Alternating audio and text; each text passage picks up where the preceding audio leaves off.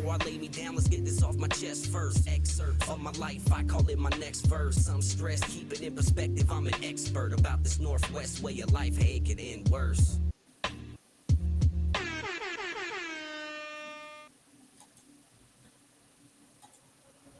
We are live. Welcome in, everybody.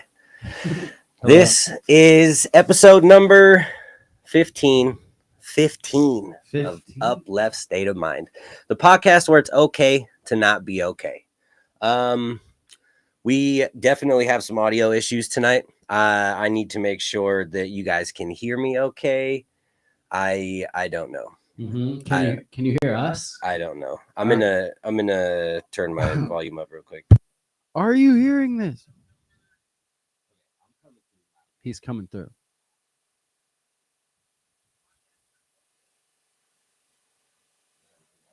You checking? He's checking the audio. One sec. It's just a baby podcast. You gotta get along with us. You know, we gotta figure it out together.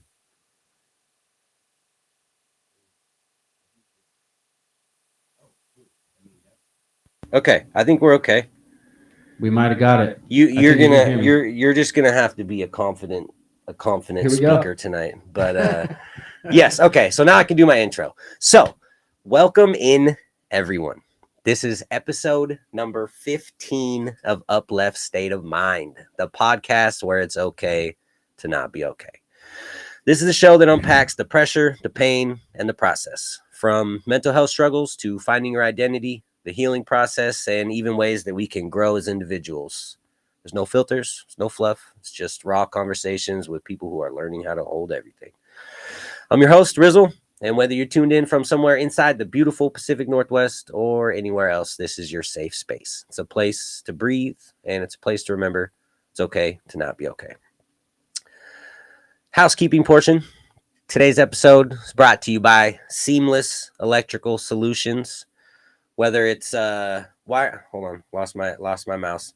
Whether it's wiring, repairs, or full electrical work, Seamless has you covered with quality done right. As a master electrician in Massachusetts, they're committed to keeping your home and business running strong. We're honored to partner with a company that values community and believes in supporting open conversations about mental health. Learn more at seamlesselectricalsolutions.com. Let's get into it. My guest today is a good friend of mine, a great friend of mine. This guy, me and him go way back, man. We go back many years. Way back. Yep. Shout out to the Black Light Lounge. Oh, dude. Yes, sir. I mean, it's Cody Nash. It's Cody Nash. Welcome to the show. Let's get the round of applause. Bam. You can't. We're working on it. We got all kinds of issues going on, but we're figuring it out. So, what's up, man? How you doing? I'm good. Having a long day, long weekend. Just been working, grinding. Still have a day job. Rap hasn't worked yet. Yeah. Well, yeah. Me and you both, buddy. I know. I'm trying to get my listeners and viewers to make this podcast pop so I can quit my day job. Just be a podcaster. But yeah. We'll see how it goes. But it might work before World War III. Yes. Yeah. I don't know. Why don't you tell everybody just a little bit about yourself? My name's Cody Nash. I used to go by That Kid Cry when I first met you. I met this dude at the Black Light Lounge, and our mutual buddy Ari was like, "Yo, come do this show. We're gonna raise a bunch of money for Samanka Place and help women and children that are homeless and stuff like that or need stuff for like."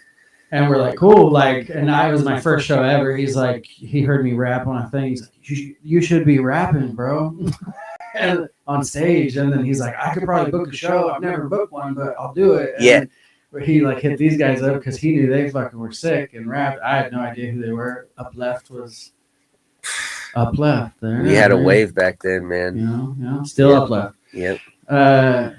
In case you guys didn't know where that came from. Yeah, it's been around for a long time. Yeah. Shout out Wise Cat. Man. Yeah. Bo Douglas, where's he at? I think he's doing good. I heard he's doing good. I heard he's in Portland. Last doing good, time I so. saw it, he was doing great. Like, Yeah. Have you talked to him on here yet? No. I bet he's got some crazy stuff. Yeah, that would be good to reconnect. I just want to reconnect with him in general. Yeah. And so me and you met way back doing music, doing shows together through Ari. What is music like? What does music do for you? I mean, it's a passion for me. It helps me escape. It helps me, get stuff out when I need to. It's like journaling on steroids. I don't know. For me, like, what does that do? What does it do for you? Like, I feel like I was writing at this like super early age, right? And everybody was like encouraging me to write and express myself. First, it was like painting and drawing, which I was like super good at. I was like selling drawings for lunch money, like trying to they had like these shacks where you could like pay for cooler food. Yeah. And fucking they were like, so I would like hustle these pictures for like 50 cents to like $2, and people would pay me to like just draw random shit like Pokemon faces or Dragon Ball Z characters or whatever. I love it. Roses, horses, animals. Yeah. But that's awesome. I was always writing though, and I was always writing and putting energy into that after the art, and I was always into art in some way, and it was expressive. And I remember having like a therapist when I was really young, and she, as an art therapist specifically, which she's still my therapist today. That's crazy. Like, that's dope. Yeah. So like. That's so cool because you don't, man. Yeah, she's like an older lady now. You don't got to catch people up on what's going on, what's been. I hate meeting a new doctor or something. And you're like, all right, well, let's get the book out. Like I got all this shit. You know? And I can hit her up anytime I want. She was like, she's like, if you're doing good, don't call me. And that's it. Got to that point, we were just having the same conversations, and it was like, kind of rehashing things without practicing them. Right, right. Because you get to a point where like, and then when you're not practicing it, you like blame your therapist. You're like, they don't know shit. I gotta get a new therapist. Like, which I didn't do that to her. I did what she told me to do. Like she handed me a book to read, or she would mail me books and be like, read this, and then I'd read these books. And because I wasn't gonna bullshit it, I was gonna like do what she asked me to do. Like if you're gonna do that shit, you gotta do it, and really like put your focus on the therapy and like what they're saying, especially if they're wise and you feel like they like do know what they're talking about.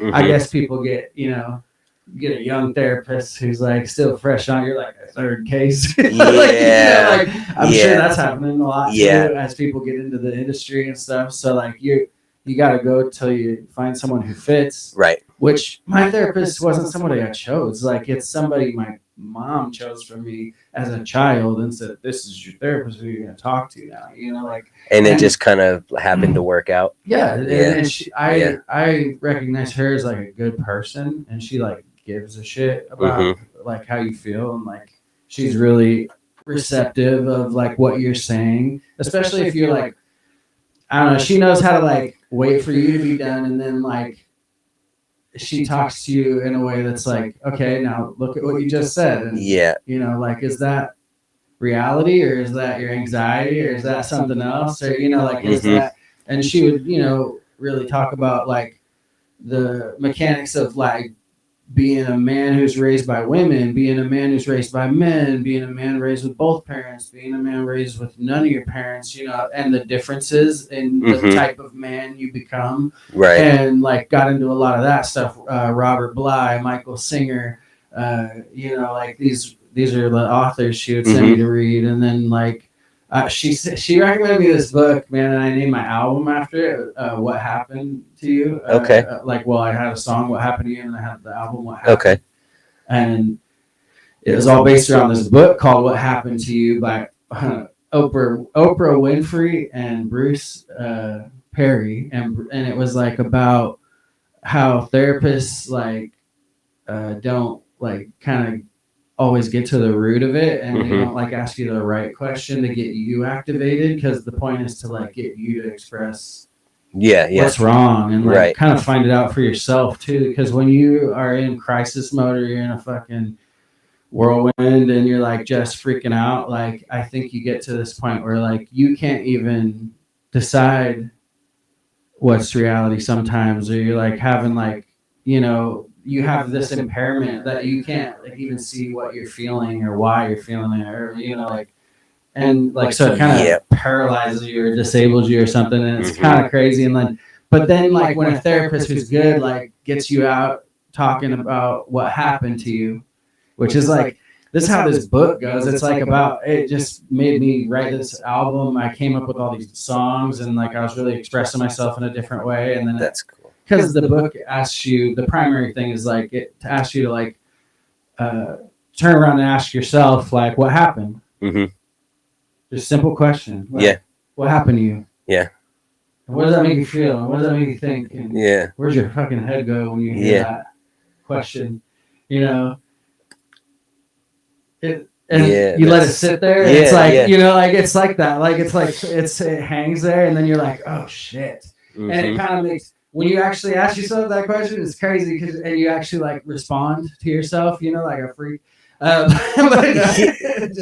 I mean, like you really like you look at it and you're like, damn, like a lot of shit happened. Yeah, lots happened, man. Like and I'm asking myself this question at like, I don't know, I'm like 33 when I started seeing her again, and she gave me that book. I think I'm 33, 32, something. But I was like, that's about the time you start not giving a shit how old you are.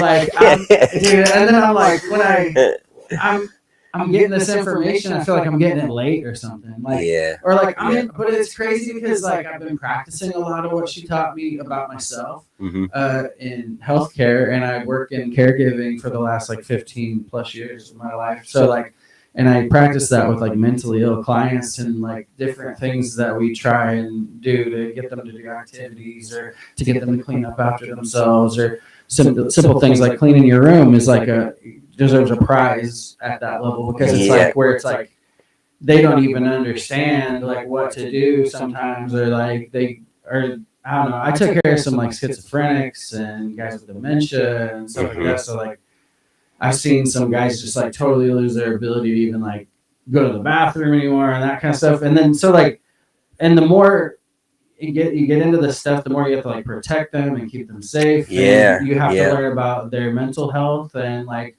how to psychologically process what's happening in the house while you're a caregiver. Like they teach you that stuff. Like, you know, you do your little classes and you have to renew your licenses like every 2 years to a year, CPR and med first aid and all this stuff. You know, like they do these things called PPIs, and they're like holds that are like permitted to be used on certain clients. And Savannah, when she worked in the at the group home taking care of people, bro, and she would come home and she would be bruised, and like because she would just get pinched and all the, and like you just have to like, and she like, you know, it takes a special kind of person to be able to take like stuff like that and still not just like walk out, bro. So like, you know, I commend you guys for sure. It's crazy because it's like I feel like you could get sick working there too long, or you do get sick almost like you get kind of like not like in a negative, not say it in a negative way, but like you kind of like get on those like thought patterns with them to communicate with them and to talk to them. So you're like, and then you bring that stuff home and you're like over analyzing your family. You're like, shit, what are you doing over here? Like, you got something going on. You got something like that. Like, we got to deal with this the right way. We got to talk boundaries, and we got to talk like, you know, like all these things. Like, and you just get, I think you get into in your head in that job too. Like, it's hard. Like, and a lot of people quit. I feel like I've seen so many people. The turnover is crazy. I've worked with like, in 15 years, I've had two bosses, primary companies or whatever, overseeing me. And in those two companies, like, it's bizarre how like the turnover is just this crazy it's also not, because like a lot of people can't handle that. Like a lot of people, you're mentally, you get there and you think you're prepared for like what you're about to deal with or whatever, or the mentality. These guys are going to be on, you know, like, like they have like, it's so crazy. Like a schizophrenic man who like you take him to the store or something, and like I remember taking a guy to a store and it was a Christian store, and he sat on the couch. There's like a couch where you can sit and read and hang out. And, okay. And it's like got like a little rest area in the store, so you know, sit here, rest a while, but think about buying something, you know, like for Jesus. But yeah, you know, he'd sit in this. Like I hated going there with him because I knew what he was gonna do. Like he liked to sit in this chair, and he would sit there until closing time, and he wouldn't move when it was closing time. And the boss and workers would all come over and they'd talk to us. And I'm like, I'm trying, man. Yeah, like I can't pick him up physically. I can't stop him from doing this. This is against the rules. Mm-hmm. You know, like, so I have to figure out how to talk him into leaving this place that's closed now. Yeah. It's been closed for 45 minutes. Yeah. It's like, now a cop is here saying, hey, man, you got to go. And he's like, okay. And then he hops up and gets up. And then, but like, we've already gone through this. Mm-hmm. like, why did it work for you? Yeah. You know? Yeah. You're like, oh, man. And he's, I don't know, it's maniacal. Yeah. But that's what that kind of stuff does to your mental. And you're like, you can't control it. And they got impulse control issues and like, you know. But I don't know. I don't even know. Why was I saying something about mental health? Like with the What Happened to You book. And like, yeah. Like, I feel like people are on the same thought process in caregiving. Like as a caregiver of 15 years, I can feel that I'm already thinking these things. Like, so it was easier for me to hear that stuff from my therapist and read it in these books she recommended, and then to be like, apply it to myself. Oh shit, I never thought of that. Yeah. Like, because I was doing it to everybody else. Like, it's so hard to take your own advice or to realize what you're doing, and you're like, but I've like talked to people about doing this before, but like you know, stuff was clicking and making sense, and then I was like, oh no, like I've known this shit. It's been right there. Yeah. Let's talk to chat for a second here. We got Rich E says, good evening all, finally enjoying some rain. Yeah, we got some rain last weekend a little bit. We got a little more coming. I think here we'll get some rain like Monday or something next week. But the Ken Rod Show says, Cody, I like both Northwest songs, but Northwest Soul One's still my favorite. Yeah, it's a good one. It is moody. It's really like the second one's more. Yeah, the second one's more hype for sure. The first one's kind of, it's the intro for this podcast part of it. He says, my wife used to work at a care home, got the shit beat out of her. Man. Just that's part of it. You know, that's what I was talking about. Like, it's just, I have so much respect for people that work. You know, the ones that beat the shit out of you the most are like 15-year-old, like autistic kids. Like, that's where you're like, they're nonverbal, they're having issues. Like, I've seen guys come home with like to their wives with bite marks out of their arms and like scratches down their face. Yeah, Savannah had the client that would pinch really hard all the time, and she just had bruises all over from getting pinched, bro. Rich says, I can relate, Cody. I'm a retired paramedic. We dealt with a lot of the same problems and experiences you're describing. That's another thing. I couldn't imagine being a paramedic crazy, bro. Seeing some of that stuff, like seeing like crashes on the road or something, you know, and like having to take that stuff home with you. Like, that's a job. I know a couple people doing that where they like go pick up the bodies. Like, because the cops don't do it, the ambulance doesn't do it. It's like another team of people with the morgue, kind of like they're in partnership with the morgue, you know, and they go like. And it has to have such a toll. The suicides, everything. Like they see it all. Like, and I'm sure the paramedics see all that too because they come on the scene. And stuff. It's crazy, man. And then, I didn't see any of that. But as a caregiver, I worked with the guys who passed. I was just gonna ask you about that. Like, what is that? What is that like to? Because you build relationships with these people, you know, and then they tell you not to. They tell you don't really make it personal, but also like treat them like everything's personal and treat them like, and this is how you do it. And it's like, so it's like impossible not to attach and not to like become friends with these people, especially if you've been working with them for like, I worked with one set of guys for like 8 years, and it was like 7 different guys through that house, I think. And then I worked with probably about 6 different clients, 7 different clients through the new company I'm with. And like, I don't say the names of the company or the clients because that's against rules, but it's like, I mean, it's hard not to talk about what happens too. They tell you not to do that. They tell you not even to like go discuss it with your family, or like vague descriptions and like this random like you just know like against the rules. You're just not allowed to say their names. You're not allowed to say like personal details.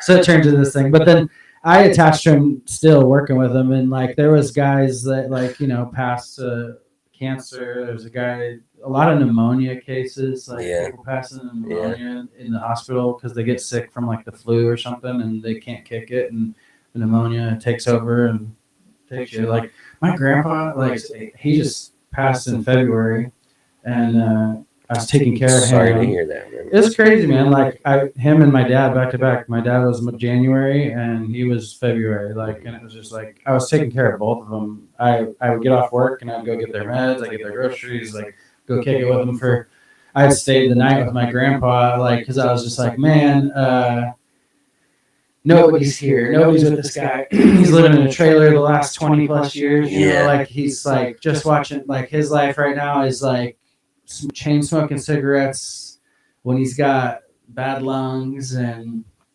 like, I feel like I've been around a lot of people that died, but it's just because I feel like I'm willing to do the job, like where it's like I'm not running away when it's time to do it too. Like there's not, you gotta like be there for your people, and it's not just the guys I'm paid to care for, but like my family too. So like if I'm there for these guys and I do it for money, then I gotta be there for my family. Like that's just how I see it. Like that's the job. That's what I do. Like so that's how I feel. It's like I don't know. And then I'm caring, and a lot of people they don't want to do it, but like I feel like it's something we should all do, and it's like hard, but it's like it makes you different when you're able to be there with them, and it makes them more comfortable. Like do you want to die with like a bunch of fucking strangers in a room, or do you want to die with like your family, like around you, like where it's like people you love are there? Yeah. Like, I bet that's a different experience going out. Like, I don't know. I have so many feelings on death and stuff because it's all just been recent too. Like, so it's like,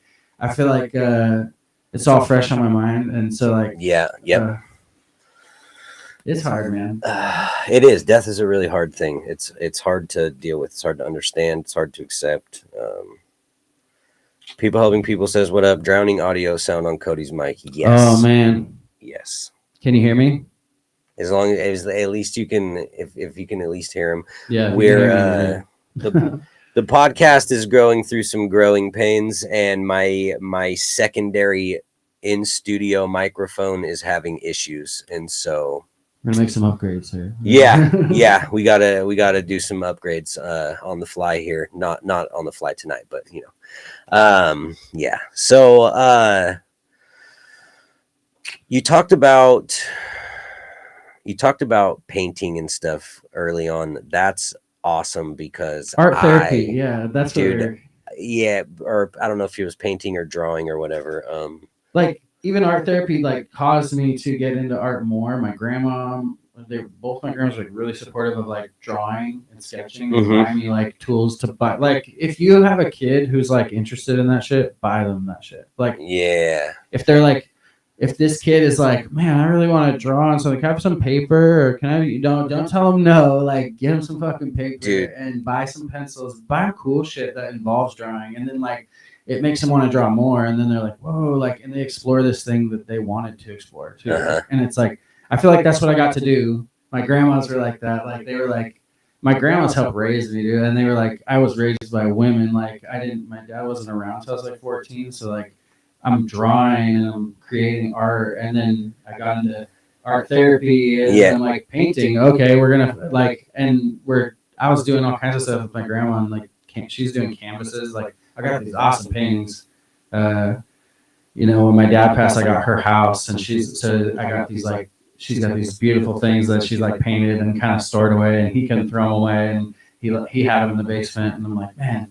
So I got to see all her paintings again and like kind of like go through that stuff. And like, but art is like brings the memories back, and art is crazy because like the expressive nature of it and the things that you're like creating are actually part of you and who you are, and they're like healing you when you're saying them and using them. Mm-hmm. So like that's how I learned to write. I started like when I fucking switched from painting and art and drawing, I started writing poetry.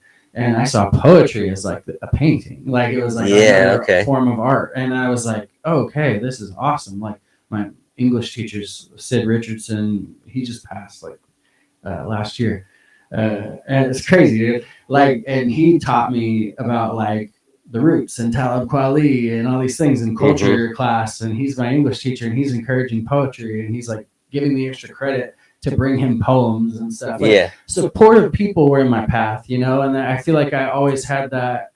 Somebody is like the Green Ranger, the fucking White Ranger stepping into my life and going like, here you go, this is what you fucking need. Like, you know, I'm like, holy shit, like you're right. You know? So is that how it turned into music? Yeah, you need those characters in your life to like change your life and to make you do all the things you end up doing. But like, man, I got into writing. And then 8 Mile comes out. Eminem's doing crazy shit. Like my buddy looks up rapbattles.com, and then and a real website popped up, and it was like a rap forum where there was actual rappers like discussing rap and like rapping to each other and writing. Yeah. And then I was like, oh shit, poetry's rap. Yeah. And that's like, you're like, it's got me. Here we go. Yeah. Like, and now I'm here, you know, 20 years I've been rapping. Yeah. And you've been rapping longer than that, because you've been rapping longer than me. So it probably like 22. Yeah, crazy. Yeah, like 21, 22 years. Yeah, it's just wild. My first show, he was headlining at the Blacklight Lounge. So it's like, I feel like, I always feel like you're somebody I like looked up to all the time coming up, like where I'm like, I learned from you in a way, because you're the fucking headliner. You were like crushing it, and I'm like, whoa, that's how you do that shit. I bombed so hard my first show. Like my first show was terrible. Oh, I've had some bad ones. That Blacklight show, it was it's crazy. Like they had the Blacklight poster. It looked like it was made on like Microsoft Paint, and it was like printed on like neon paper, like not even white paper. It was printed on like neon colored paper, and the ink was like faded. And it's like $6 cheeseburgers, bigger than our fucking names on the flyer. Like, like it's crazy. Like, oh, the Blacklight, man. That Howard, wherever that guy is. And then, man, I did a show.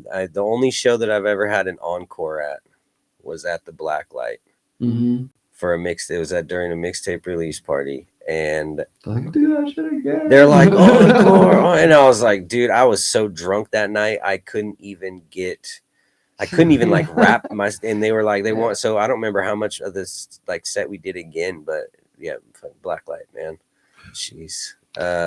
People says we just landed in LA, next stop home turf in Oregon. Yeah, Alex, you're almost back, man. Yes, Rich has continued safe travels, AJ. Carter Adams, my son, just tuning in for a second. Love you so much, Dad. Love you too, son. Shouts to Carter. Love you too, buddy. Thanks for tuning in for a sec. So we kind of at some point in the show and every episode, I like to have a guest do a bit of, it's kind of difficult. It's a difficult exercise for some, but just to kind of go over briefly, and it doesn't have to be your lowest time or anything, but like, I mean, I feel like people have I have multiple rock bottom moments, you know.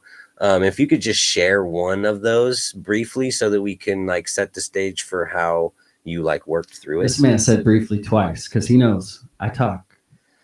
No, I'm just not trying to put. I'm just not trying to push. I'm just not trying to push to relive the trauma. Is why. Talk all you want. We need them watch hours on YouTube. So, okay. Pastor Nick, I'm just here for a second too. Hope you are well, man. Man, Nick, it's been a while, bro. Appreciate you tuning in for a second over on Twitch.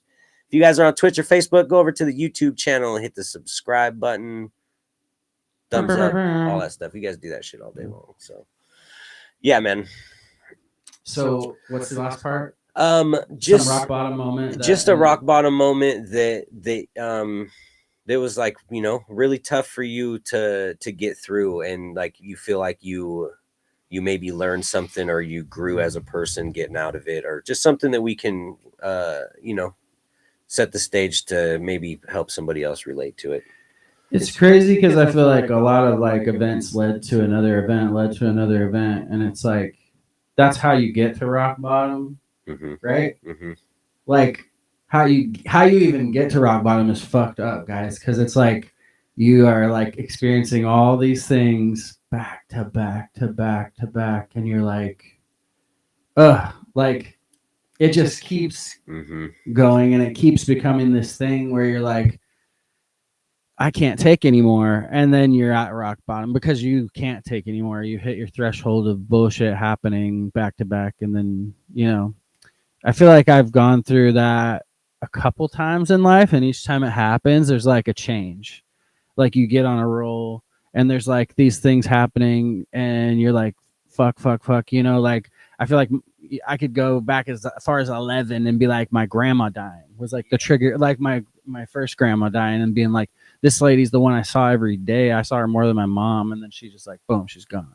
And then like a brain tumor, you know, like, and I feel like, but then what's rock bottom at like 11 years old or whatever. So you're like, and then you get older and rock bottom's worse because you got adult experiences and you got all these other things involved. Like, I feel like your innocence is like rock bottomed over and over until you get older. And then that's trauma, right? Like your innocence being rock bottomed over and over. Like, and it's your childlike nature and your like your love for the world and your love for life and just your awe of everything. And then just being shit on until you're an adult. And then you're like, oh, fuck everybody, fuck you guys. Like you get mad about everything. And then I don't know, I got bitter like over time, like where it's like you're good to people and then everybody shits on you, like you're loyal to people and everybody shits on you, and then you go through like weird experiences with people and friends and then family, or someone backstabs you. Like I feel like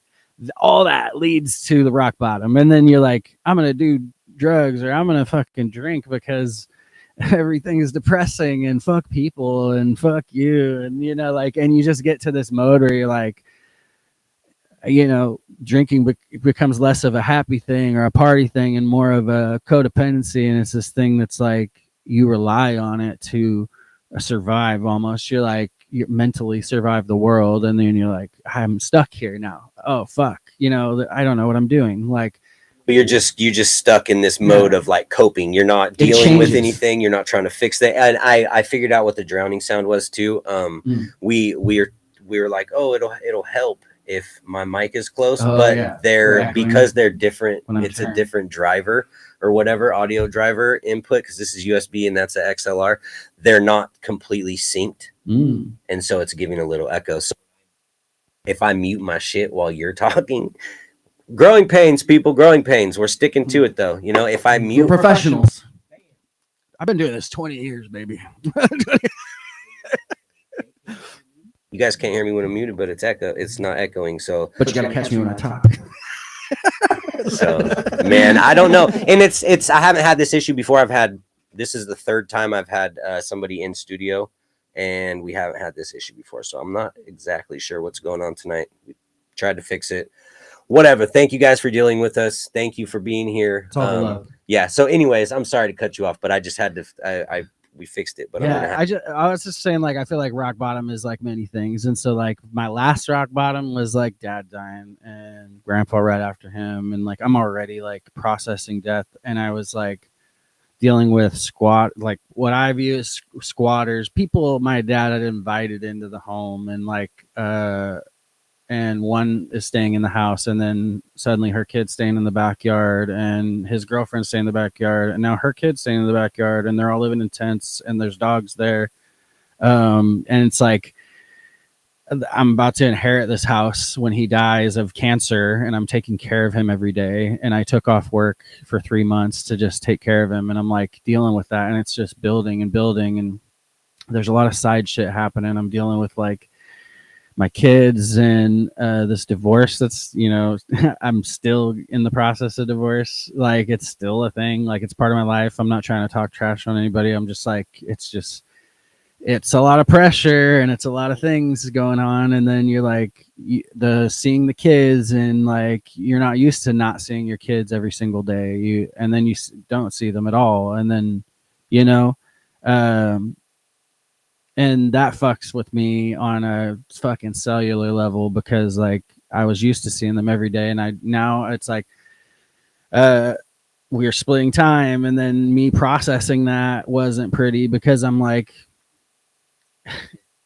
tough, every bro. you're like, I want time, and then you're fighting for time, and then you're like being mean to each other, and it wasn't working out, like in a way like where the time with them is being threatened above people's heads or whatever. Like it's like just a weird vibe, like, and then that created pressure in my life too. So while my dad's dying, and then I'm just kind of like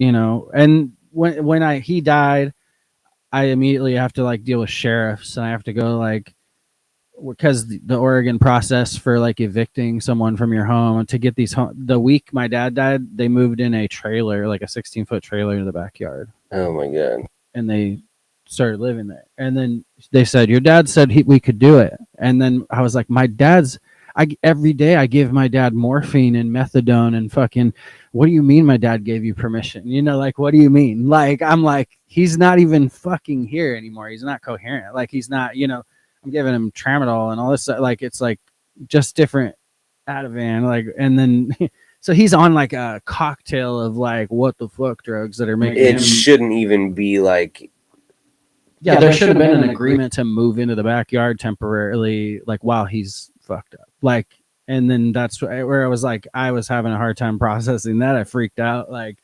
I got punched in the face in front of my house on camera though. So like I brought the camera footage in, and the guy, he hit me in front of a minor, and then like it was like he got a federal charge for that. Like, oh shit. And it was like some there was crazy shit going on all at the same time, and I'm not even processing my dad's death yet. My dad dies January 6th. I'm doing this shit.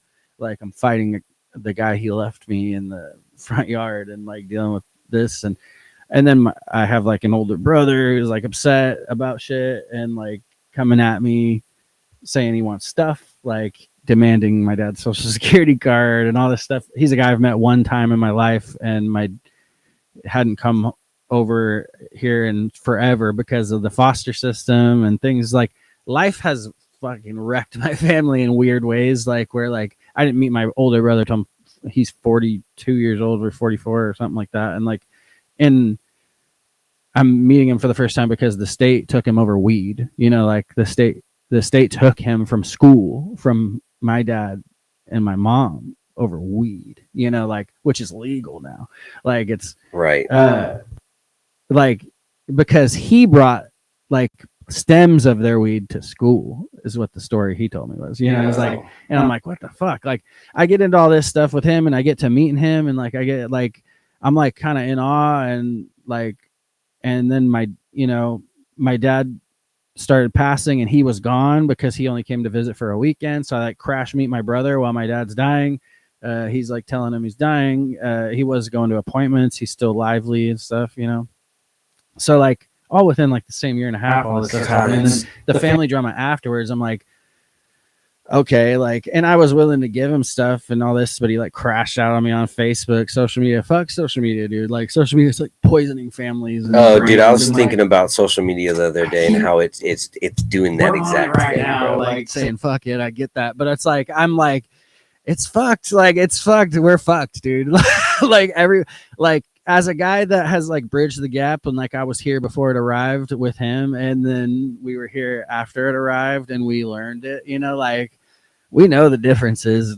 Our generation like knows what the fuck is happening, and it's not pretty. It's like real ugly, and we're aware of like what the kids are like now versus what we were like, like we can see, like our parents can see, I bet. Like, it's not, no one's oblivious to it. They've done studies. Oh, dude, like, it's so like, obvious. Like, yeah, something crazy's got to happen to stop it though, and it's not going to stop. Or like, and so the answer is like more therapists, more mental health talks, more meds. They're going to throw meds at it, and pharma's going to go to the bank. But it's like, I feel like I feel like I talk about it like this because I'm like really cynical on the subject, but I'm I'm also at a better place in life, and like the crash out with my dad dying and the thing with my brothers, and like I'm still cool with my younger brother, like supposed to see him, but he couldn't make it out here. Like a lot, my dad died with just me and like two friends, like, and he didn't have a lot of people visiting. He had like a few people visit, like, he's this restaurant owner from Newport, and he worked in the restaurant business his whole life, and he was a chef and made recipes. I have his cookbook, and he's, he had a multi-million-dollar business, like a restaurant in Newport on the coast in a tourist area, like it's expensive to live out there. Like it's, but he did good. He did, he didn't do a bad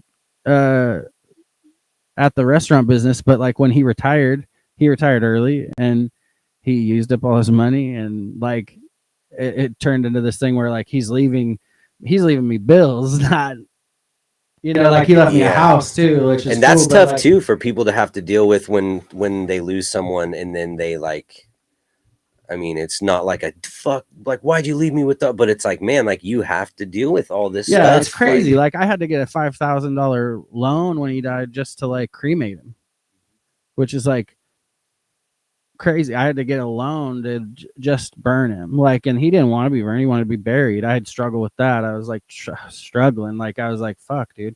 And because it was probably way more expensive. It was like 13, gonna be like 13 something thousand or something like that to bury him.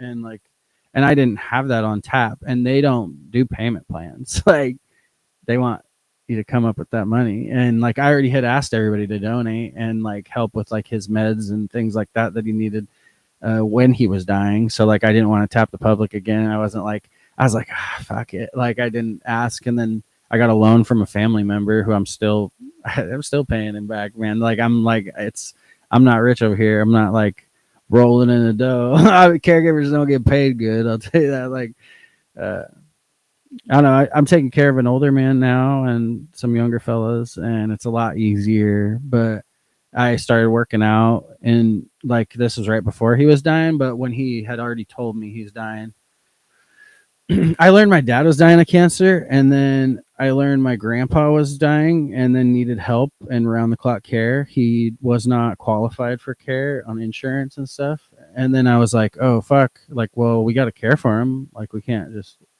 leave him to do it himself. Yeah. He's like, he could barely drive. He was, he had COPD bad, and then he's chain smoking cigarettes in with a fucking oxygen machine on, and you're gonna blow yourself up if you do that. If you're doing that out there, you're an asshole to whoever. My mom got in trouble when she was in a rehab facility after she because she got her legs amputated like right above the knee due to diabetes. Mm-hmm. And she was in this rehab facility. Yeah, dude. And she was a gangster, bro. She straight up just lit up a cig in the bed, bro, inside the building there was a person next to her on oxygen, and yep.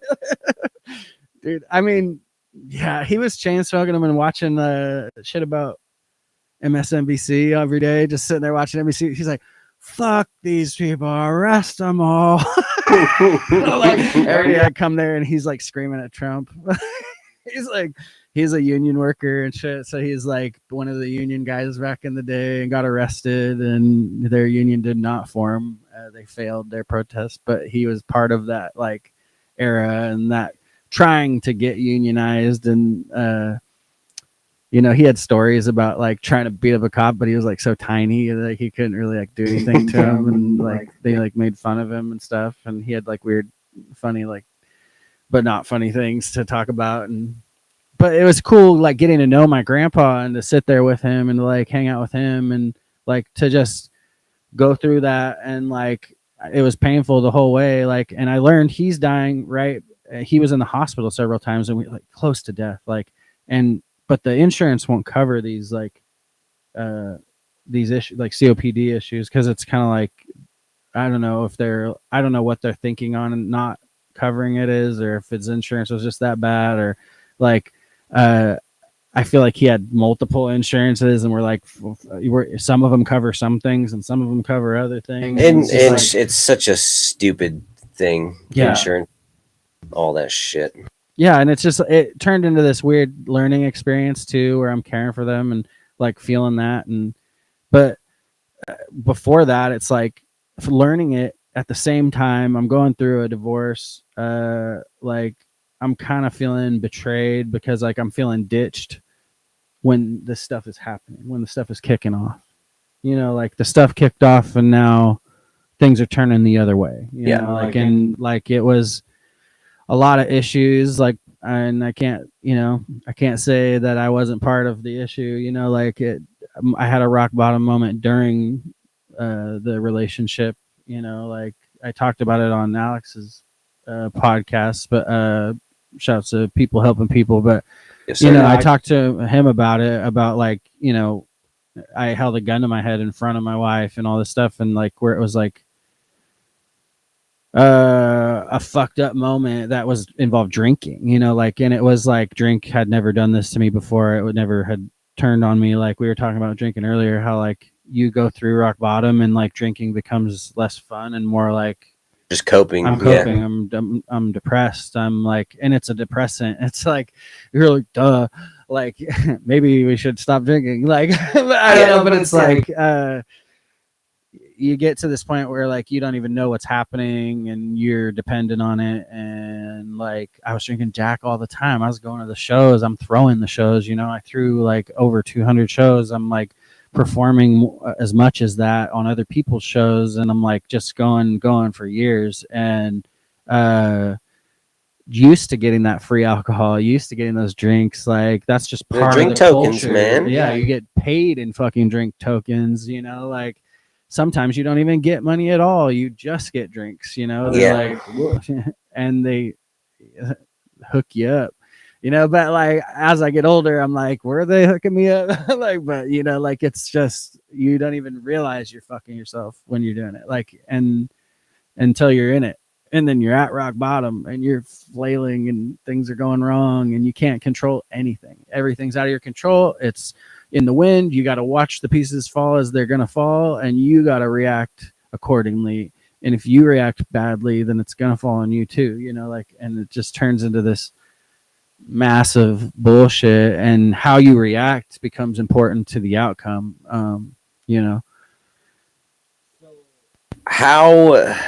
How did you get out of that? It was working out and therapy with my therapist. I called my therapist when things got bad before the divorce started happening, and we're doing like couples therapy, and I'm doing solo therapy, and like that. In some ways it wasn't working, and in some ways it was. With the same therapist.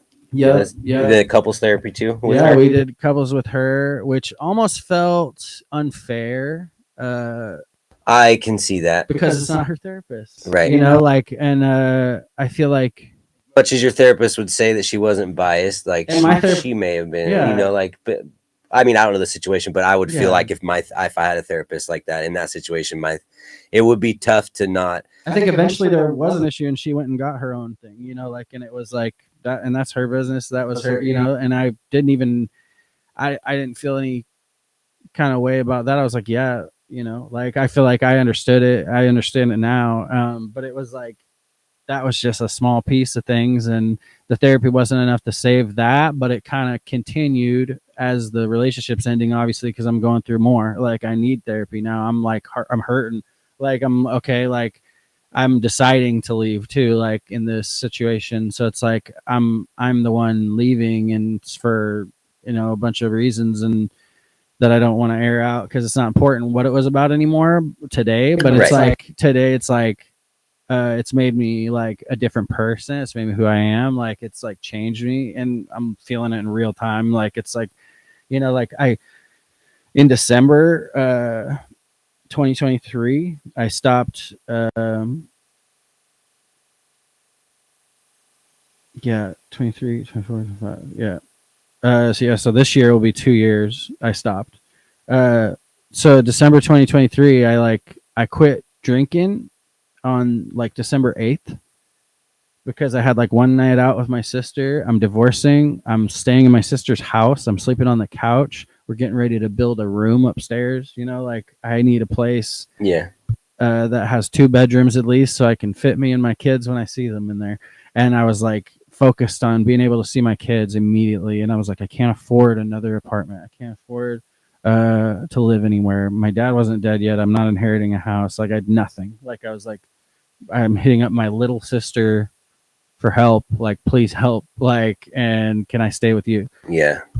Like, and I took stuff that I wanted, barely anything, and I fucking left and went there. And we spent like a month and a half building a room, you know, like, and you start to conquer things and you start getting motivated. Yeah, that's small goals. I talked about that last night. Once you fucking hit rock bottom, you're like coming out of it is so fucking freeing because you're like, you feel super independent. You feel like yourself again. You feel like things are falling into place. You feel like, you know, there's so many things to fix that it's about to feel real good coming up. Like coming up is going to be like win after win after win because there's no other way to go. Rock bottom is the bottom. That's what Rich said in the chat. He said, Winona Judd says it best. When you hit rock bottom, you've got 2 ways to go: straight up and sideways. Yeah. Yeah. And I feel like you, I don't know, it's easier to focus in that mode. And it becomes like once you do hit a bottom and if you survive the fucking bottom, then you're like, because a lot of people don't. And, you know, like I think about it all the time, like 70% plus of suicides are like men. Yeah. So like, and it's like, I have like at least 5 people I could think off the top, like who did it, you know, like, yeah, you know, like just a list of people. Just, and I don't think that's the way to go. And I think I tried and I pulled the trigger and it like jammed and the hammer got stuck in the back position, the revolver, and people were telling me revolvers don't jam. That's crazy. It was like the hammer stuck and the trigger was stuck in the back position. I couldn't get it to move at all. I was like, what the fuck is going on? I'm like drunk. I was like on 4 Locos. I'm like, I'm not a gun person. I'm just sitting here with this revolver. Like, why isn't it pulling? Like, and I was like literally like trying, like I was so out of it. Like it's scary as fuck. Like why? And I'm thinking about that moment right now. And I'm like, I was not even like thinking of not doing it. I was like just trying to figure out why it wasn't. Like I was talking to Savannah about this the other night about how so many of my guests that I've talked to, so many of the people I've talked to have thought about it or have tried it, and like probably almost every single one of them, and like, man, it just blows me away. Like it's a real thing. Like it's a real fucking issue. And everybody like needs some help. It's so crazy. It's weird because it's like it's a place that you get to with a little help. You know, you get to that place with the help of bad friends, bad relationships, family members dying, alcohol is got to be number one, and then you got like heroin, obviously meth, whatever people decide to cope with, and it brings you to a place where you can't even control yourself. So there's like, I feel like it's easy, and that's what we all came up on. That's all, we were all partying, we were all doing the thing, you know, we were all having fun, and it was fun. And now until it became now it's hurting us. Yep. Yeah, it's killing us. It's killing a lot of people, and it's like a bad thing. Like, and people want to downplay it or be like pussy, you know, like you know, like I don't care. Like I'm just like, I haven't drank in I haven't done any hard drugs in two years now almost. I'm like close to 2 years in December 8th. A round of applause there for you. Rich says, congratulations on getting through all that, Cody. Yeah. But I feel like you get through some of it too late. You reflect on things. You'll be depressed. You'll learn what you fucked up or what you messed up on or who you pissed off and why, or you'll kind of like look at those things and be like, you know, I was a shitty friend in that situation, or I was a shitty friend in this, you know. Yeah, I've been there too, man, for sure. Yep. And I feel like you reflect on those things when you get older too, and then when you get through it and you like feel it, and you're like, okay, like I understand, but you do get depressed about it, and you do have your moments, and like I'm still learning to like deal with myself, but the workouts have like helped so much. Like I'm running like 7 miles a day for like, you know, 4 to 6 days a week. Like it's fucking awesome, dude. Man, I miss going to the gym. I need to have, this is an ongoing daily, like I'm in pain. You were part of the inspiration of watching you. Yeah. I was seeing you, and I was seeing, there was this guy, KI Worldwide, Brian, like we're not really like, I don't know, we had like a kind of a fallout, but you know, he was like bugging me to get in there for like 2 years, like just going, get in there, bro, get in there with me. Like he's trying to get me in the gym constantly telling me like, I'm not listening. I was just like, maybe one of these days, dude. Like I'm just like 288 pounds, like going, yeah, whatever, dude. I'm fucking fine. Like, you know, dude, it's so exercise is so freeing, though. Oh my god, I miss it. I can't wait. I need to. Speaking of insurance problems, I got to figure out my insurance crap so that I can have surgery on my shoulder. My insurance covers my gym memberships, and so I pay them, and then I submit my payments to like this company. Yeah, and okay. They pay me back. So I get these free gym memberships too. That's cool. That's fun. It's a good way to do it. Get a good job with a good insurance. All right. It's not a great job. It's a decent job. You still got to wipe butts. It's not good. So yeah, I couldn't do that. So exercise got you through it. Therapy. Yeah, therapy. And therapy was a big deal, bro. The books, reading the books and going through the books and being like, this is going to help, learning about men and the way we think. And like I related to this book I read called Iron John by Robert Bly. It was like an important part of the change, because it was like, you know, I had this weird feeling like I was like I don't think like a lot of men around me do, you know, like I don't, like I think softer or something, like, or I think you know, and a lot of men around me are like really aggressive and like, you know, hypersexual or hyper into like into stuff that's like I have zero interest. I'm like, but I'm not gay. I'm just, but I'm something is happening here where I'm different. Right. Like, and like I'm reading this book and it's talking about men raised by women being wired different, you know, like, and how you have like more inclination to like, you know, you hang with women more than you hang with men, or you like it's like the girl who hangs with dudes all the time, right? I feel like I'm more in tune to my feelings and stuff. A lot of the reason because of that is because my dad worked 12 hours a day, 6 days a week, and I was with mom. Yep, mom and grandma, bro. Like, I mean, and I had a grandpa too, and cousins and boy, you know, but like most of the time I was with my mom. When I didn't have like fishing experiences or hunting experiences, or like I didn't like meet my dad till 14, so like a lot of that played into it, and I'm like sitting there going like, you know, I met my dad on my birthday, like walked into my front yard, and I was hanging out with my friends, and it's a party, and my grandma told him we had a party, and he like walked inside, or he walked by me first. First thing my dad ever said to me when I'm conscious, because he knew me as a 1-year-old, right? But like he's like, hey, where's your mom at? Oh, cool. Hey. I was like, inside. And then she's like, who are you? Okay, thanks. And then he like walks inside. Did you even know that it was your dad? I didn't really realize. And then like him and my mom walk out, and then they both stand in front of me, and she's like, Aaron, this is your dad.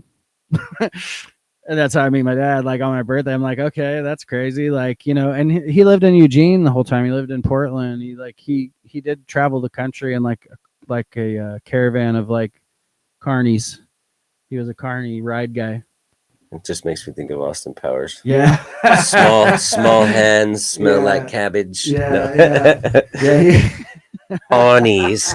Yeah, he was a ride guy. Like he like repaired rides or inspected them and looked at them and had people, and he ran the, you know, the games and hustled people and did all that kind of shit. Like,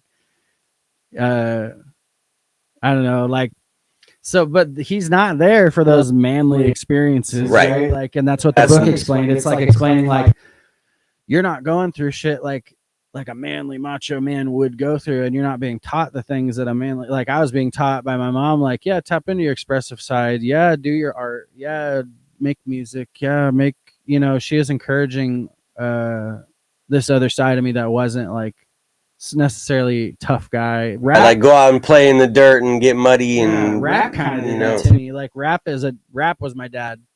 Like, like rap for a while, like rap kind of like became this thing where it was like an aggressive perspective, and I'm like, whoa, what is this? Like, and it was like it was interesting because I think that's why I gravitated to it. Like it fills a hole. It feels like this fucking need that you have in your soul, and you can express it, you can put it out there, and that's what it was like. And it was like, wow, this is like, I can do this too. Like, and and like it got better and better and better, and I don't know. And you get the competitive side of it coming in and all that stuff. And you start to feel like, oh, I gotta beat this guy. Like I gotta do better than him or her or whatever. Like not a lot of girls in rap, but I think it's a man thing. It's men filling a hole in their soul. Literally. Yeah. Like, and some girls have it too. Like, but not as many.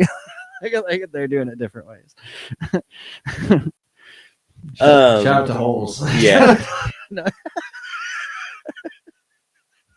Just kidding. Joke. Oh god. All right. So yeah.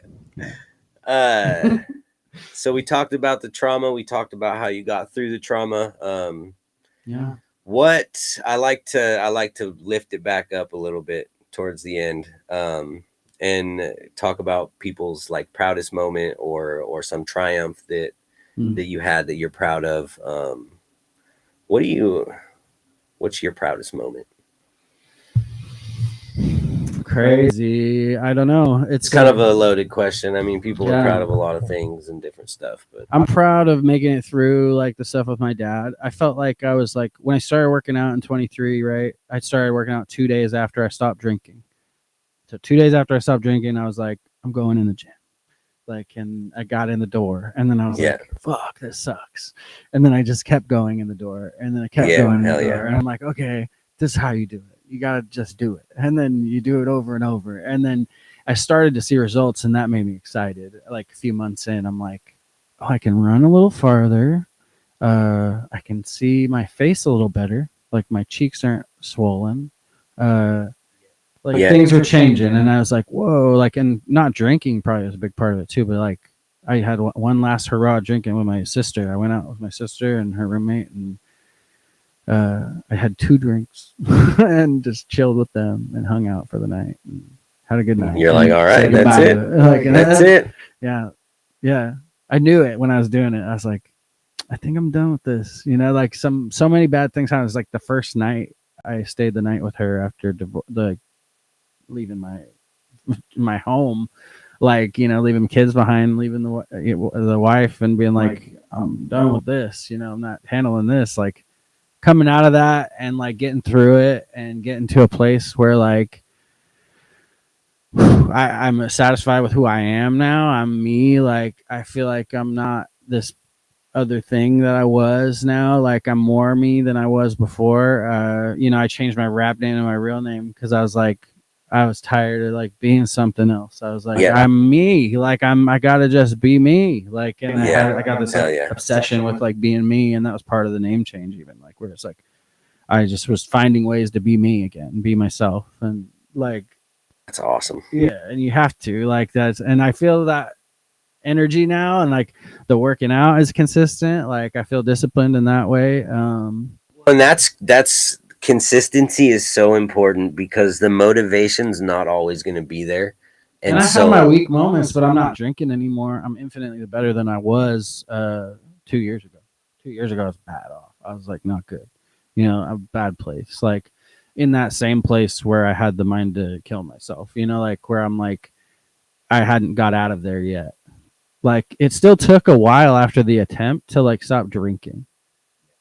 Like, yeah, it didn't just like that's what I was talking about earlier, how it all kind of rolls into each other. You're like all these experiences are like just a rolling snowball until it's not, like, and then explodes or melts or whatever it's going to do. But yeah, that's why it melts because it goes slower. Like it kind of eases you out of it instead of like crash, like, you know. But I don't know. It's crazy, bro. Like, I feel happy to be in this place. I feel happy, like I did that trip to Texas with friends. I was still drinking then, but it was like part of like coming out of this whole, like, that was post attempt, you know, like coming out of that whole, like, in being at a dark place. On that trip, I drank. I was still drinking, you know, like I had fun that day. Like those 9-10 days we were in there making this documentary. Like, what's that documentary called again? It's called The Last Mixtape. It's on like Amazon Video. It's on streaming services like Apple TV and Xfinity On Demand, and you can like buy it hard copy on Amazon.com and shit. Like, it was cool to like see it pop up on there finally. Like, it was like 2 years in the making, because we did this. We had to have filmed it 2-3 years ago now. That's fucking badass, dude. Yeah, it's finally out there. It's crazy because I'm like still fat in the documentary. I'm still like, it's not me anymore. I run and I'm still married. I'm still fat. I'm like this whole different. Like, I watched that and I'm like, holy shit, so much can change in like 2 years. Like, can we do another one? Yeah, like holy yeah. I was instantly like, when's part 2? So I could like walk through the door and like show them who I am. Like, that's how they do it in the reality shows and shit.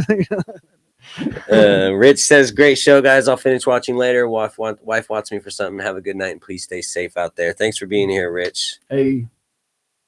So before we get out of here, I like to ask everybody what they advocate for. I advocate for mental health, obviously.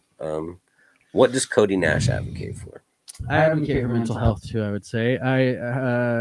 It's not it's like part of my job, right? So like I'm 15 years caregiving. Like, part of my whole thing in my mind is like the kids, make sure the kids are good. I'm like really dad minded like you are. I feel like that's why you and I connect in a different way. We're kind of similar people. Like, we kind of have these like similar interests, and we're not the same in every way. I don't give a shit about basketball, but you love it.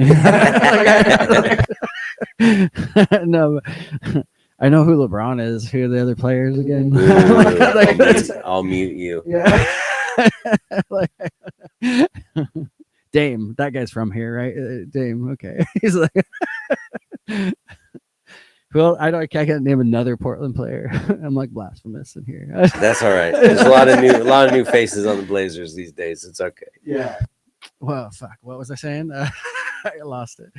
You said you advocate for it. Yeah, and then you're like family dad oriented. Yeah, being like, my messages for like are always in my music and everything I do. It's like always like reality first, like truth first. Like, I value truth in a major way, where like I feel like it's a problem solver. You know, like I feel like it's because if you have a problem between people, like somebody might not be telling the truth, or somebody might be holding something back.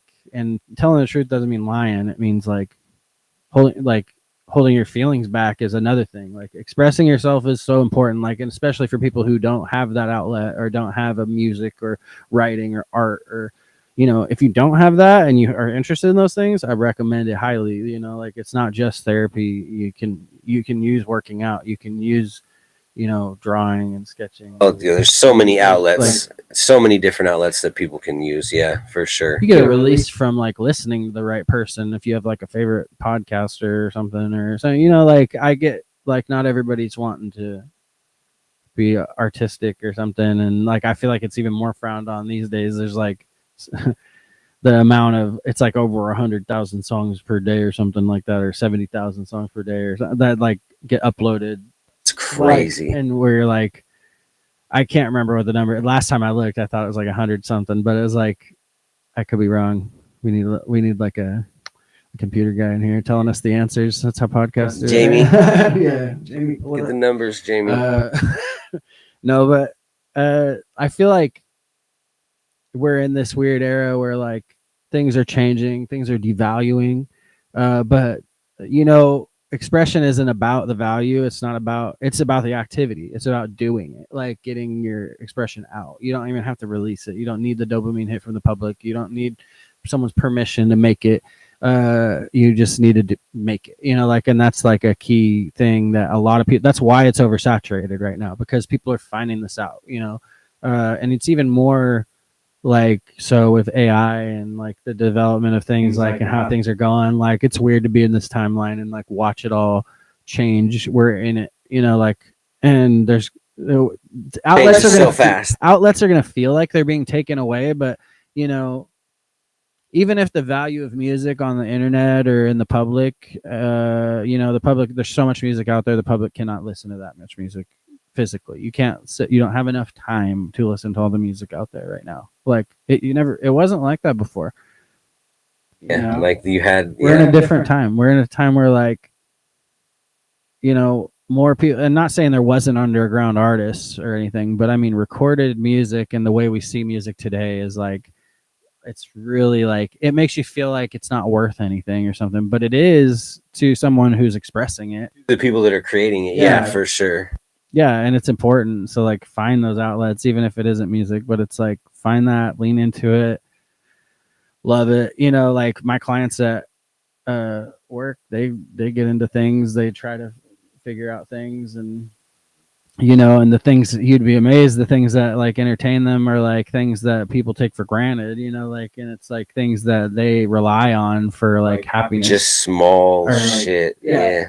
And like, you can find happiness in almost anything if you choose to, but it's also like, it has to do with like what you've already experienced in your life too. And I get it. Like, you're numb to some things or something, or like things you've seen so much that certain things aren't entertaining anymore, or like things like don't feel, I've made over 500 plus songs that are published out there, like on the internet, and then more in the background, that hasn't released, but it's like, I do feel that from time to time where it's like, this isn't enough to get this emotion out. Yeah, like I need to do more. Yeah, I need to like run today also instead of just talk about it, or I need to, talk to a friend or go hit up my mom on a phone call. And like, I'm not always going to have my mom just hit up on the phone call. Like, and I realize that too. So it's like, I get this. I value life more than ever now with my dad in January, my grandpa, and I know you value life. I know you have your own struggles. Like, I feel like it's a realization you only get when it happens, and then you're like, oh, like, and then you realize I got to do this for other people now, because I'm gonna miss them. I'm gonna miss the fuck out of them. Like, so I need to have those moments, and I need to experience these things with these people that are still here, and that's a good message to give people, because like I feel like family values and all that shit are crushed right now, and people are like choosing the other things and not their family, and so it's like I feel like I would push family values and like loving your people really hard, because part of my job, I wouldn't even have a job if people love their family. Isn't that crazy? Because that's the problem is so big that there's people like me getting hired to care for people that don't even know who I am. You know what I mean? Like, and that's because family values have been just smashed. Like, yeah. And the struggles of taking care of a person who's mentally handicapped too is involved in that. But it's also like, people don't just abandon mentally handicapped people. They abandon each other too, and like we can mask it as an issue just in that sector, but it's like, it's an issue in everything. Like, people are abandoning their friends, abandoning their family, doing the dirtiest shit to them, like doing shit behind their backs right now. Like, you got sneaky links and fucking all this crazy shit in the world. Like, I see the world for what it is, even though I'm preaching a good message, like I'm not a fool. Like, I'm not like, I know so much. There's a lot of poison in this shit. And like, people are, you gotta be able to navigate through some shit, especially locationally too. Like, people in certain locations have it rougher than us. Like, that's the UpLeft state of mind. It's gloomy up here in the Northwest, man. Yeah. It's depressing up here. And as gloomy as it is here, like, there's still, stuff going on overseas. There's still stuff going, people are getting genocided or whatever. Like, it's crazy. Like, you don't even, like, we have these problems still. Like, what the worst thing you've been through is the worst thing you're gonna have gone through. Like, it doesn't matter who you are. Like, so that part of it is a big deal. Like, I feel like I hear people say that a lot, and it has truth to it, because like, some people have only like scraped their knee when some have broken the bone, like, and both experiences were bad, and it's the worst thing both those people know. Like, it's not.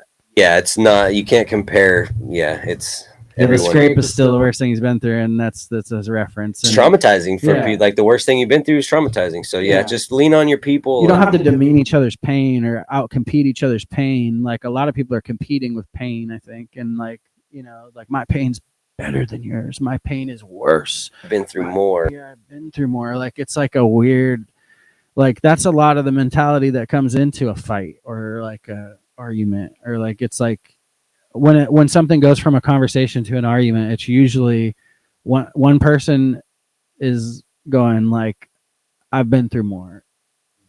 I know better than you. Or whatever we're talking about. Insert subject here, like, and then it's like, it causes such a conflict that like friends break up, or relationships break up, and like things are like, you can't handle that disagreement, and you're out, like, or you guys revisit it a million times and you take breaks, and you're like, some people have that friend too, where like you've broken friendship and come back together a million times, and like, just the same issues just keep. Like, it is what it is, but it's like, family values would change that, and people like having loyalty and like really caring about the people in their corner, instead of just expecting to be the main character all the time, or like, it's, like, I feel like I have big main character energy, like, and I want to be the main character all the time, and like, I gotta like, over the years I've like let that fall off me more. Like, I'm like, before I was like, I'm in my 20s, like, fucking like, what's up, guys? You're like, and that's what rap is. Like, you're walking into a room of rappers, and you're like, I'm the best, bitch. Like, I mean, everybody's the hero. Everybody's the hero in their own story. You're literally competing in a king of the mic, right? Like, so that's 2 more days. Yeah, in 2 days. This is what it is. Like, it's like part of the culture. It's part of like, I competed in one of them things too. Like, I get it. Like, you won that thing, didn't you? You're like, it feels like just something that comes with rap, and it comes with a lot of things, like in football or basketball or whatever. Like, competition is competition, and we have outlets. I bet that's an outlet. I bet I don't have sports as an outlet, but I bet you, is it an outlet? I was just gonna say, it's healthy. Like, competition is healthy for sure, right? Like, as a viewer, it's probably an outlet, and as like a competitor, like, if your team wins the fucking Super Bowl, you're probably jacked. But not everybody gets that experience, like high school, and then you're like, I think that's a mistake the world has made, like, to like give us these things that are like huge for only a few specific people, like, and everybody wants that joy, but not everybody's gonna get it, like, and then, but if you expanded that playing field, like, obviously a lot of people aren't competitively fit, or like not operating at the elite level of these like crazy superstars, but like, I feel like that's what, like, those leagues for like sobriety people, like, they get into like baseball leagues and all kinds of stuff, and they compete against other sobriety camps, and like, they have teams, and like, there's always like an excuse to have the team, but like, it's an outlet. It's like a rush, it's a thrill. It's an outlet, and it makes those people happy, and they don't have to be top level competitors. They don't have to be on a fucking basketball card, or like, have that. Well, that's why anybody, like, that's why we do music is, that's why they have city league basketball, and they got like beer league softball shit on the weekends, and Little Bit in Harley in Arizona says hi, thanks for being here. Hey, anything else you want to leave with the people, man? I love them. I love the people. They're good people. Most of these people we know that we're talking to. Where can people find you? I feel like I just erased my website, so don't go to that. But there's like I'm on Spotify. I'm on Facebook. I way too much. I need to turn it off. I'm on fucking Instagram and all the good stuff. I don't do the X. I don't do the X. I don't do it either. I don't know. That's probably why we're not huge, you know. We're not doing the X. Gotta be in tight with Elon. We gotta get that Neuralink shit when it comes out. We gotta plug it in. You know? So check him out. He's not gonna be I mean, maybe he'll get the Neuralink thing, and then you guys can follow his progress with that. Then I can perform every track instead of just some of them. Yeah, I can memorize all of them because they're right there. Just know it. Yeah, I'll never miss a fucking word, bitches. And I'm gonna live forever, so whatever. like, you know, I got a show coming up with you. If people see this before the show, which some people will, you know, if you're in the Albany area in October, hit me up. We both got tickets. 24th, October 24th. In Albany. It's a new venue called the 520. It's like a steakhouse breakfast joint up top and a basement with a venue that's kind of cool. And they're building it still. It's becoming this thing. A lot of concerts been thrown there. This guy's hosting it. Dizzy Wright. Yeah, Dizzy Wright. Perform a song before Poverty's Poster Boy goes up, because he's gonna go up right before the touring acts, but he said I could do a song right before him, so I'm stoked about that. And, you know, this is how shows work. You know, like people helped me get on that, and people like shouted me out and like went on this like thread, and I said thank you to everybody that went like fucking was like, John, put him on, you know, like because he hit me up after everybody freaked out on that post, and then and then I was like, hell yeah, I'm doing it, and then I saw you get on there, and I was like, yes, like everybody. Dude, it was crazy because all I did was I heard about the show, I saw it on Facebook, and then I just started commenting on the artists that were performing, like the openers and shit, and I was just like, yo, this is dope.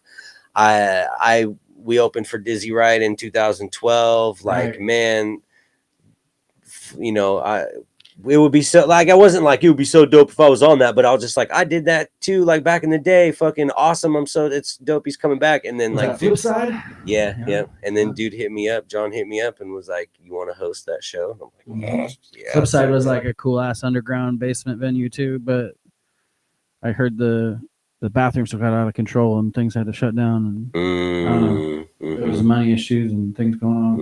I don't know what happened. I can only guess, but I heard rumors. But the place was cool, and it had like a 18 and under area. That's how I met Robotic Torres, the beatboxer. His mom would like bring him to those shows, and he's like 14 years old. His mom's bringing him to beatbox on stage with us and shit. We're like he's crushing it. He's like a better beatboxer than like all 20 and 30-year-olds. Yeah, the guy's wild. Yeah. He's crazy good. Yeah. Dude, Dizzy Wright though, like I feel like it's gonna be a good one. I feel like that is coming up. I got Abstract Rude. I got in Bombs Away Cafe. I'm gonna be performing there for the first time. I don't know the date on that, but you can follow me and I'll. Is that in Corvallis? Yeah, Corvallis. I've never performed at that venue, but I've heard so many people perform there. I have performed there. Yeah, it's crazy. Yeah. I performed there with Stormy, and I think it was with Stormy. It was with Born Broke. It was when I was with. Area. It was when I was with Born Broke, and I'm pretty sure that was on the little Welcome to the Woods tour that me and Stormy did, and we went to Arizona and shit. They're like, welcome to the woods on this college campus. No, but it's cool. Yeah, they hit me up for that one, and then the Slap Frost tour is the last Slap Frost tour they're gonna do with the Z-Man and DJ True Justice, and they had different Slap Frost tours that came through, and I rocked one with like Blimes and Gavilan, and I rocked one with Equipto. Damn, like a long time ago. Yeah, like that was like over the years, you know, like, and so hit me up, and that one's also at Bombs Away. Just happened to be another one. I got booked for 2 Bombs Away shows, never performed there. So I'm like, that's funny. I was like, hell yeah, finally. It wasn't anyone at Bombs Away that booked me though, so like that's what's going on. I gotta I don't know who these people are. Like, and then we got Pink Elephant. Yeah, Pink Elephant's gonna be crazy. That's coming up too. That's a free show. Pink Elephant wanted to do a hip hop show, like their very first official one in the new space. What time does that show start? Probably like 8. I'm trying to. I'm not counting my chickens before they hatch. Yeah. But if he wins that contest, if I win the King of the Mic this Friday, then the final round is on the same night that I'm booked for the show at the Pink Elephant. So if you want to see him at the Pink Elephant, don't go to his next shows and vote. Boo this man!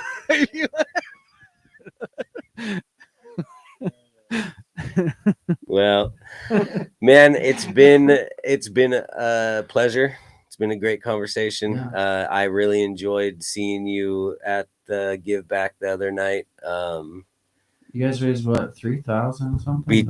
Between all the donations for the sponsors to help pay for the venue and the raffle prizes we gave away, and then the donation totals added up and all that shit, it was like over $3,000. That's crazy, man. Yeah. But you look happy. Your kids look happy. I feel better. Yeah, man. Things are going better. I mean, there's always life problems and always things going on. Shit never stops. I'm not gonna pretend my life is perfect, but you look things happy. Are going better your for kids, sure. Your kids look fucking like they're just doing great. Yeah. Well,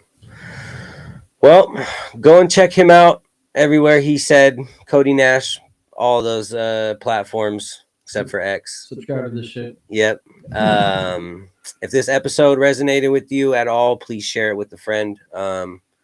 Everybody needs to hear something. We just might be the place to say it. Mm-hmm. As always, don't forget to like, comment, and subscribe for more episodes. And remember, it's okay to not be okay. Tell somebody you love them. I love you all. We'll see you guys next time. And I got to tell my guests too.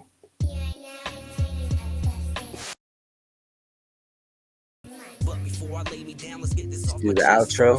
Mm-hmm. And my guest last time, we're gonna talk through this outro. It's all good. And my guest last time was like, "Oh, God, good. I gotta take a piss, like just real quick, like while we're still doing it." So